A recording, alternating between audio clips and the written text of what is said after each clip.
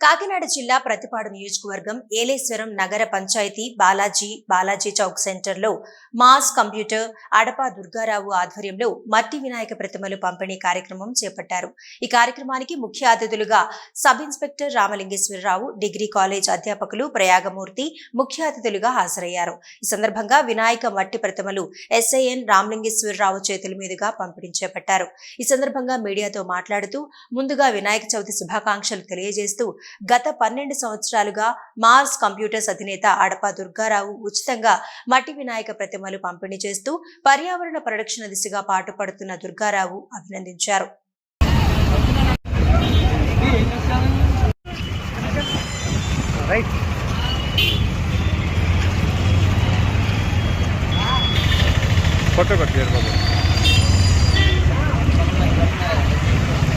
ఎలాగొచ్చాను